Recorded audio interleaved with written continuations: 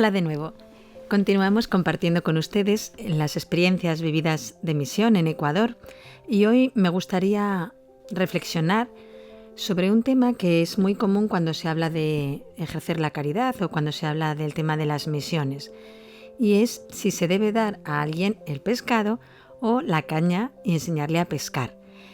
Por mi experiencia, yo diría que no existe como una varita mágica que se diga esto es y punto, sino que las almas son individuales, las circunstancias son personales, son distintas entre unas personas y otras, y yo creo que de lo que se trata es de ver cuál es el bien para esa persona en concreto o para esa familia en concreto, o cuál es la posibilidad de ayuda que se puede dar en esa situación.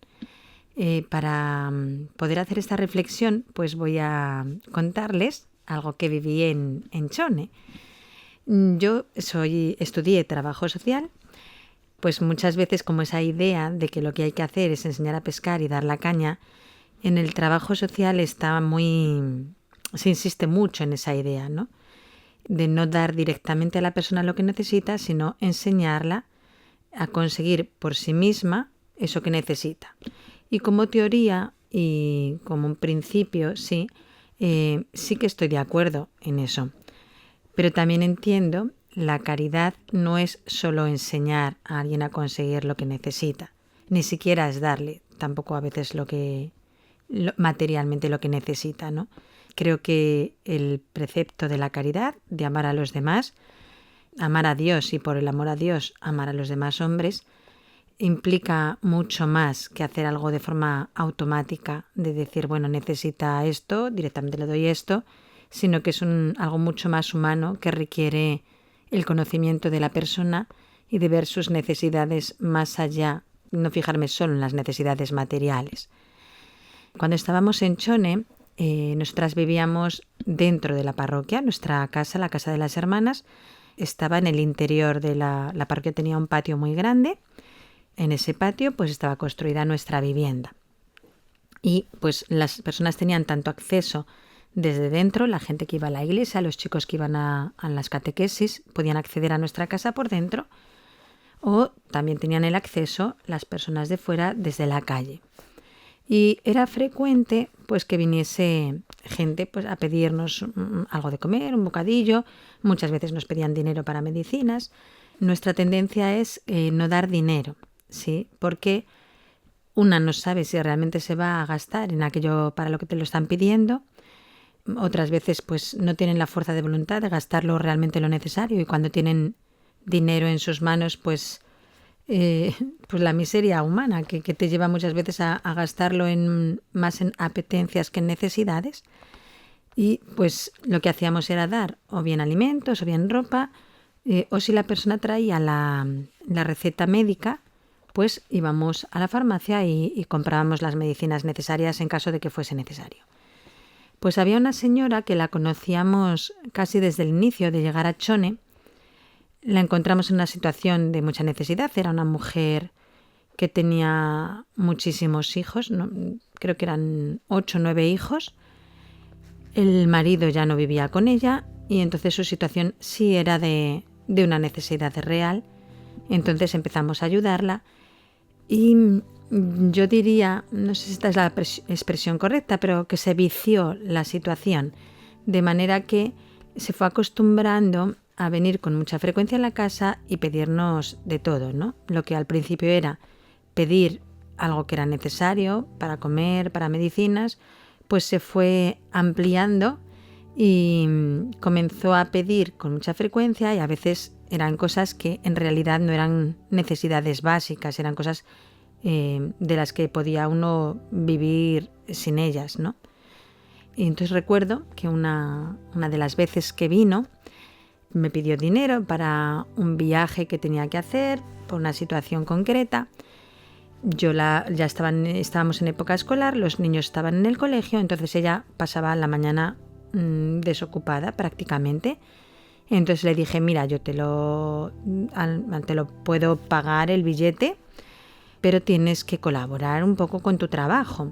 pues yo no le pedí nada, hacer nada en nuestra casa, eso lo hacemos las hermanas, sino que, bueno, pues en la parroquia estaban las aulas de catequesis, estaba el patio en el que jugaban los chicos de la catequesis, entonces le pedí que un ratito se dedicase a barrer allí, en el patio o en las aulas. Y bueno, mi sorpresa fue enorme cuando ella se enfadó muchísimo y me dijo que yo no sabía hacer caridad y que no sabía dar nada sin pedir algo a cambio.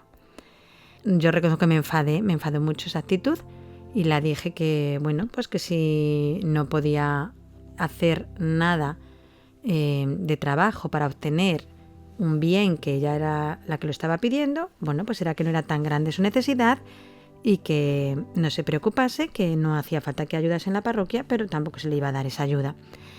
No fue una reacción movida por el enojo, aunque sí que estaba enfadada, sino porque yo veo que es muy necesario en estos lugares donde tenemos contacto con tanta gente en situación de necesidad, también fomentar en ellos pues la dignidad del trabajo. Es verdad que muchas veces no tienen trabajo porque no es fácil para una persona que vive en la miseria encontrar un trabajo. Cuando tú vas a buscar trabajo te preguntan dónde vives. Si justo donde vives es una zona roja, una zona marginal, ya de primeras no se fían de ti. Si eres muy pobre y tu ropa está rota, dañada, es vieja y vas a pedir trabajo, de primeras muchas personas identifican la pobreza con ser alguien delictivo. Entonces vive en una zona muy pobre, seguramente roba para comer. Entonces, para esas personas que viven en situaciones de mucha pobreza, es un añadido el que difícilmente les dan un puesto de trabajo, ¿no? Entonces, pueden llegar a tener ya la tendencia a decir, bueno, como es imposible que me den trabajo, me dedico a pedir y pierdo la conciencia de que el trabajo tiene una dignidad. Entonces, si no les podemos ofrecer un trabajo con un contrato y un sueldo, sí que a mí me parece que es útil decirles, mira, pues yo que sé, colabora limpiando esto y yo te doy tal cosa.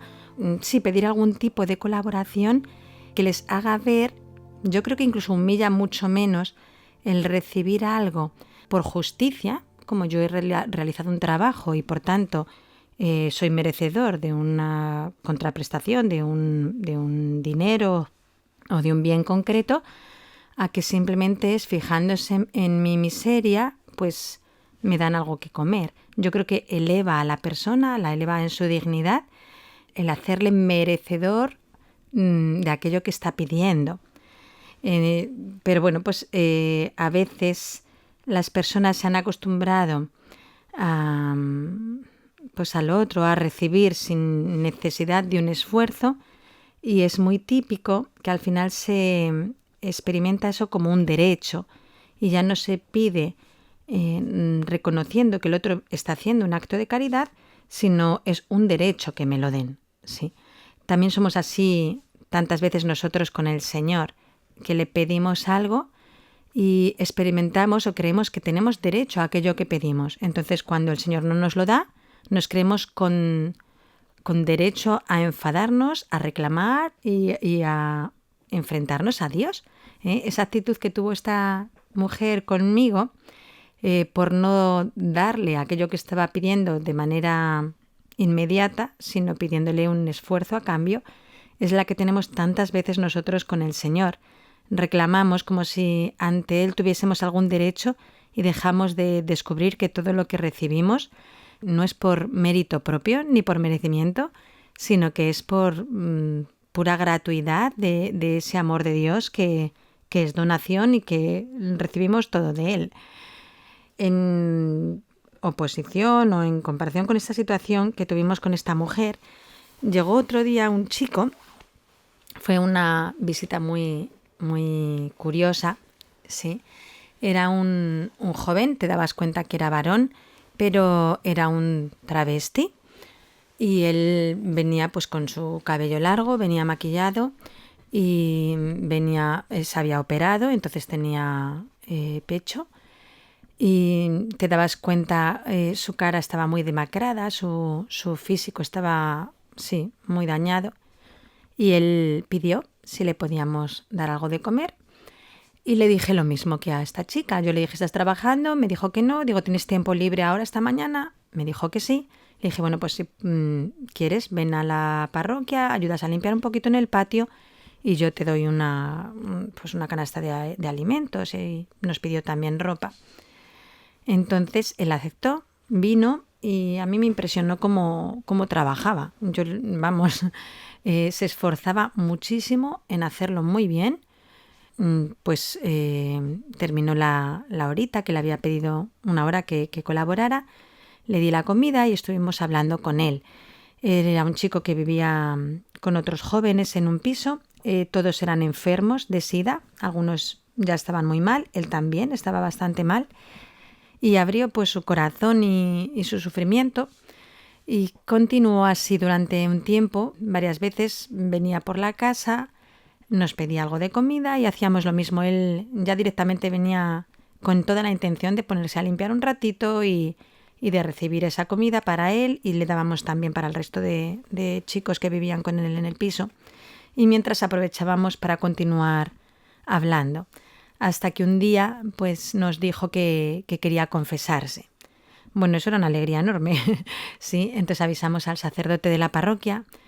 Bajó un poquito pues a la defensiva, claro, es normal. Ves a este chico con aspecto de mujer que dice que se quiere confesar y hay, aunque no lo queramos, una predisposición a desconfiar de esta situación. También es normal porque se ataca mucho a los sacerdotes y puede ser pues a veces una trampa para cualquier cosa.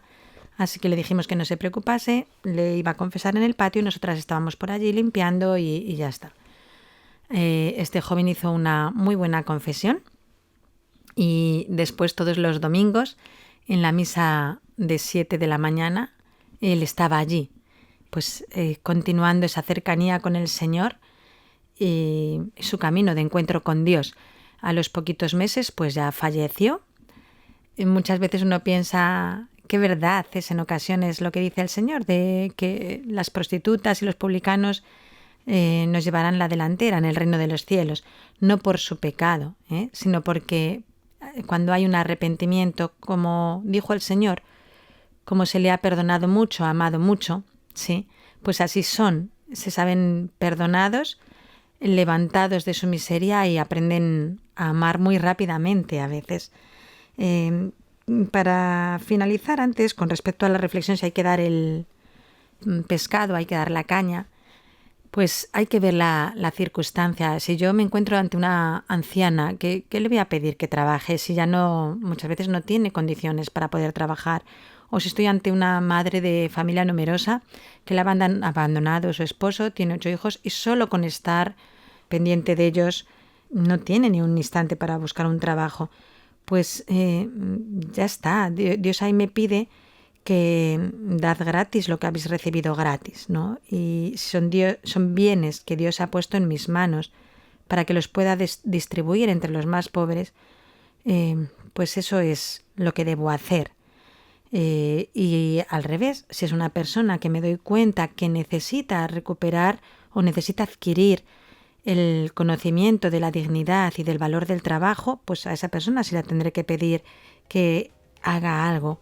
No para recibir yo algo a cambio, sino para que ella, además de recibir el alimento, además de recibir ese bien material, pues reciba también la dignidad que da el trabajo. El trabajo es algo que eleva también la condición humana. Entonces, bueno, pues saber discernir qué es lo que necesita cada alma, como hace Dios con nosotros. Hasta la próxima y que Dios les bendiga a todos.